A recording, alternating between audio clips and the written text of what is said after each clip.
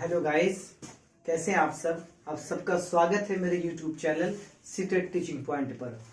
आइए दोस्तों, आप लोगों को जैसा कि मैंने पहले बताया है, पिछली कक्षाओं में आपको सौर मंडल से रिलेटेड आपको कुछ इम्पोर्टेंस पॉइंट वगैरह बताए गए थे। तो मैंने आपको बताया कि कुछ इसके और भी भाग से हैं जो आपका भी बाकी है। अगली कक्षा में आपको उसको कवर कराने का पूर्णतः प्रयास किया जाएगा।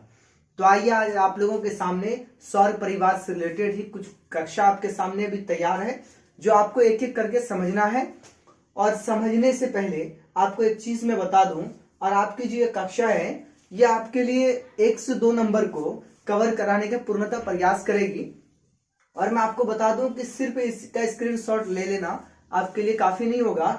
आप धैर्य बनाकर थोड़ी देर कक्षा को एंड तक देखें, ताकि आपको सभी एक एक पॉइंट को अच्छे तरीके से समझ में आ जाए। तो आइए हम लोग चालू करते हैं। सबसे पहले आपको बता दूं, ये आपका पेपर 2 से रिलेटेड है।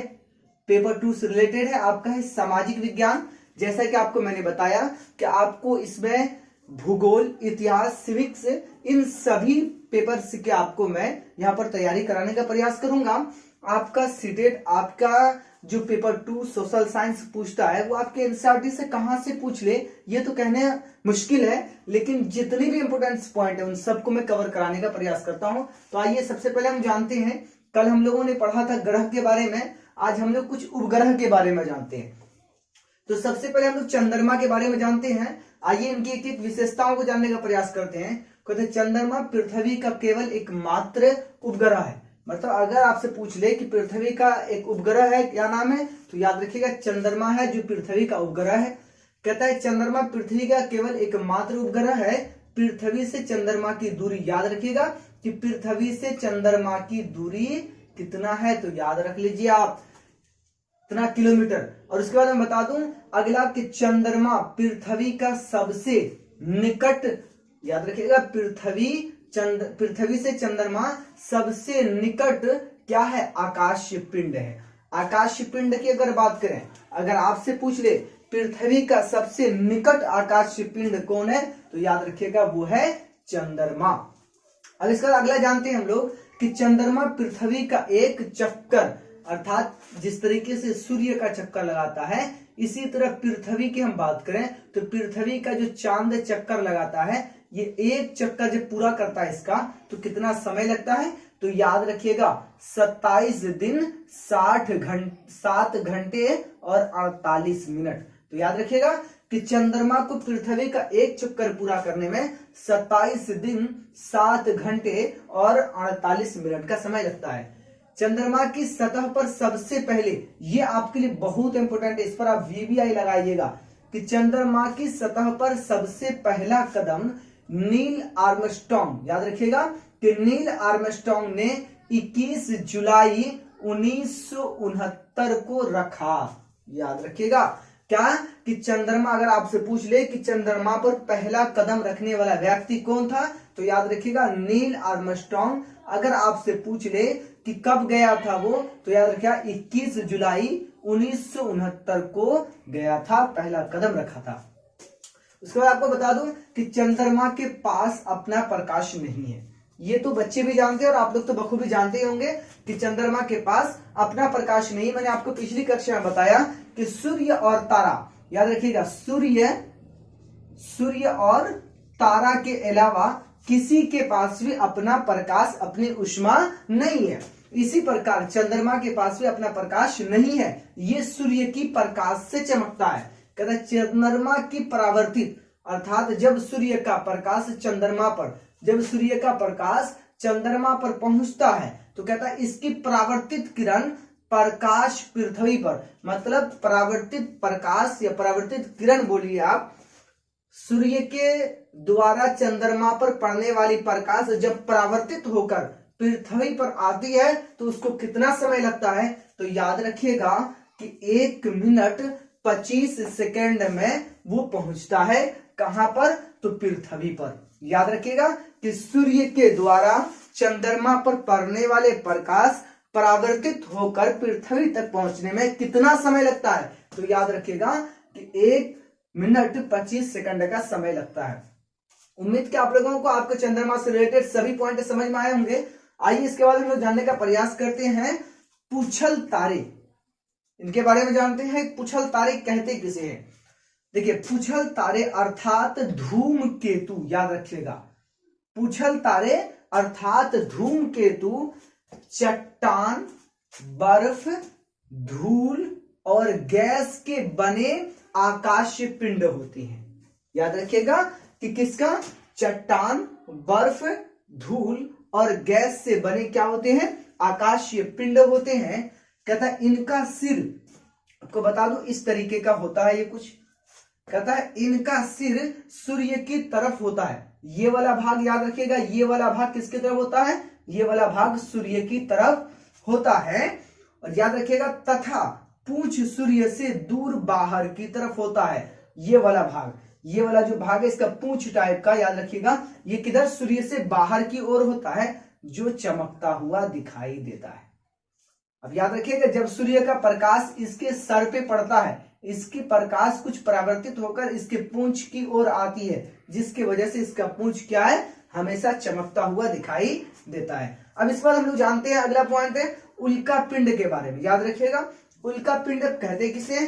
कहता सूर्य के चारों ओर, जब सूर्य के चारों ओर चक्कर लगाने वाले पत्थर के छोटे टुकड़े को, पत्थर के छोटे छोटे जो टुकड़े होते हैं जो सूर्य के चारों ओर चक्कर लगाते हैं, उल्का पिंड कहते हैं। याद रखिएगा कि सूर्य के चारों ओर पत्थर के छोटे छोटे टुकड़े चक्कर लगाते हैं, उसे क्या कहते हैं? तो उल्का पिंड कहते हैं। कहता कभी कभी उल्का पृथ्वी के निकट आ जाता है। कभी कभी उल्का किसके निकट? तो याद रखिए ये पृथ्वी है और याद रखिए यहाँ सूर्य है, और सूर्य के चारों ओर घूमता है, और इसके घूमते घूमते कभी ये पृथ्वी के निकट भी आ जाता है। वह वायु से घर्षण कर, जब इसके निकट आता है, सूर्य से पृथ्वी के निकट आता है, इनके बीच में वो वायु से घर्षण कर क्या हो जाता है? गर्म हो जाता है। याद रखिए क्या हो जाता है? तो याद रखिए वायु से घर्षण कर गर्म हो जाता है, जिसके कारण वो जल जाता है।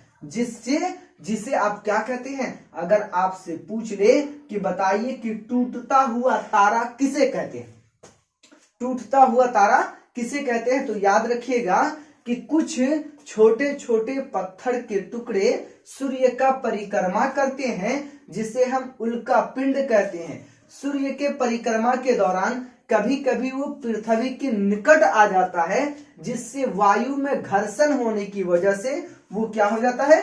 गर्म होकर जल जाता है, जिससे क्या कहते हैं? टूटता हुआ तारा कहते हैं। उम्मीद कि आपको समझ में आया होगा। चलिए अब इसके बाद हम लोग जानते हैं चौथा पॉइंट के बारे में, सूर्य ग्रहण और चंद्र ग्रहण कैसे होता है। आपको इससे बेहतर माध्यम कोई नहीं मिलेगा इसको जानने का कि सूर्य ग्रहण और चंद्र ग्रहण होता कैसे है। कहता है जब सूर्य और पृथ्वी के बीच, इधर है आपका क्या? ये हो गया सूर्य, सपोज दैट, और ये आपका क्या हो गया? पृथ्वी। कहता है जब सूर्य और पृथ्वी के बीच कौन आ जाता है? तो चंद्रमा आ जाता है। याद रखिएगा कि सूर्य और पृथ्वी के बीच में कौन आ गया? चंद्रमा, क्योंकि सूर्य भी इसका चक्कर लगाती है और चंद्रमा भी इसका चक्कर लगाता है और पृथ्वी का भी लगाता है। जब इन दोनों के चक्कर के दौरान सूर्य और पृथ्वी के बीच में चंद्रमा आ जाता है, तो आप याद रखिएगा उसे कहते हैं क्या? तो सूर्य ग्रहण। क्यों होता है? क्योंकि सूर्य का प्रकाश पृथ्वी पर पड़ना होता है, लेकिन इस रास्ते से सूर्य का प्रकाश पृथ्वी पर आता था, लेकिन इसके बीच में यहां आ गया क्या? चांद। इसका प्रकाश को चंद्रमा ही ले लिया, जिससे कि पृथ्वी पर छाया पड़ने लगती है। इस वजह से क्या होता है? सूर्य ग्रहण होता है। उम्मीद की समझ में आ गया होगा। इसमें चंद्रमा की छाया पृथ्वी पर पड़ती है, जैसा कि मैंने आपको बताया। और ये कब होता है? तो याद रखिएगा यह अमावस्या को होती है। कब होता है? अमावस्या को होती है। कहता है कि जब सूर्य और चंद्रमा के बीच, अगला पॉइंट आपको बता दूं कि आप याद रखिए कि चंद्र ग्रहण कैसे होता है। जब सूर्य और चंद्रमा के बीच, मान के चलिए ये क्या है? सूर्य, और इसको आप मान लीजिए चांद है ना, एक ही जगह बात समझ में आ जाएगी। जब सूर्य और चंद्रमा के बीच पृथ्वी आ जाती है, इसको आप क्या मान लीजिए? सपोज दैट पृथ्वी। जब सूर्य और चंद्रमा के बीच पृथ्वी आ जाती है, तो उसे याद रखिएगा वियुति कहते हैं। आपको बता दूं सबसे पहले कि जब बीच में आता है तो उसे युवती कहते हैं, जिसे आप ग्रहण भी बोलते हैं उसे वियुति कहते हैं, जिससे चंद्र ग्रहण होता है। अर्थात जब सूर्य और चंद्रमा के बीच पृथ्वी घूम के आ जाती है, तो जिसका कारण होता है कि सूर्य का प्रकाश चंद्रमा पर नहीं पहुंच पाता, चंद्रमा पर छाया आ जाती है, जिससे क्या होता है कि चंद्र ग्रहण होता है। याद रखिएगा, ये कहता है ये कब होता है, तो याद रखिएगा ये पूर्णिमा की रात होती है। जब चंद्र ग्रहण होता है तो ये पूर्णिमा की रात होती है। आइए अब इसके बाद हम लोग वो इंपोर्टेंट पॉइंट को जानते हैं जो आपके लिए हर एग्जाम के लिए, सीटेट के लिए तो है ही है, लेकिन आपके हर एग्जाम के लिए, चाहे वो मैट्रिक ही क्यों ना हो, चाहे वो आपका कोई भी कंपटीशन एग्जाम क्यों ना हो, याद रखिएगा ये आपके लिए बहुत वेटफुल होगा। क्या है कि सामाजिक सुधार अधिनियम, जो हमारे कुछ महत्वपूर्ण सामाजिक सुधार अधिनियम है, इनको हम लोग जानते हैं। तो सबसे पहले शिशु वध प्रतिबंध, अर्थात बच्चों की हत्या, शिशु मतलब छोटे नवजात बच्चे, उसकी हत्या पर क्या प्रतिबंध। वध का मतलब याद रखिएगा हत्या, प्रतिबंध मतलब पाबंदी, मतलब बच्चों के वध पर, जैसे आप भ्रूण हत्या बोलते हैं उस पर पाबंदी। ये कब हुआ था, तो याद रखिएगा कि 1798 से 1805 में। और किसने किया था, तो याद रखिएगा इसे क्या था, लॉर्ड वेलेस्ली ने। क्यों क्या था, तो याद रखिएगा लॉर्ड वेलेस्ली ने किया था। अब इसके बाद मैं आपको बता दूं सती प्रथा पर, किस पर, सती प्रथा पर प्रतिबंध, तो यह 1829 में लगा था। किसने लगाया था, तो याद रखिएगा उस वक्त के जनरल कौन थे, गवर्नर कौन थे, तो याद रखिएगा लॉर्ड विलियम, है ना। याद रखिएगा लॉर्ड विलियम ने सती प्रथा पर प्रतिबंध लगाया था। कब, तो 1829 ईस्वी में। इसके बाद मैं आपको बता दूं कि दास प्रथा पर प्रतिबंध, क्या, याद रखिएगा दास प्रथा पर प्रतिबंध कब, तो 1843 में। किसने लगाया था, तो याद रखिएगा कि लॉर्ड एलन बरो ने। कौन, याद रखिएगा दास प्रथा पर प्रतिबंध 1843 में लगा। किसने लगाया, तो लॉर्ड एलन बरो ने। इसके बाद बता दूं मैं हिंदू विधवा पुनर्विवाह, क्या, हमारे कुछ हिंदू धर्म में महिलाओं का पुनर्विवाह पर प्रतिबंध था। तो बता दो कि हिंदू विधवा पुनर्विवाह, तो ये कब हुआ था, 1856 में। किसने किया था, तो लॉर्ड कैनिंग ने किया था। उसके बाद मैं बता दूं आपको कि नेटिव मैरिज एक्ट, याद रखिएगा नेटिव मैरिज एक्ट कब आया, तो 1872 में आया।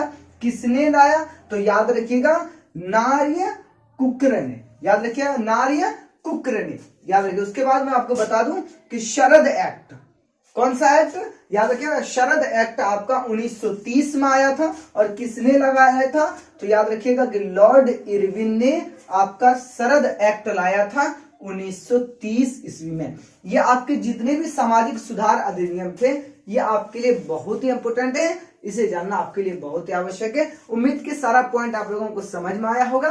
तो मैंने आपको कहा था कि स्क्रीनशॉट का वक्त दिया जाएगा, अब आप लोग एक बार इसका स्क्रीनशॉट ले लें।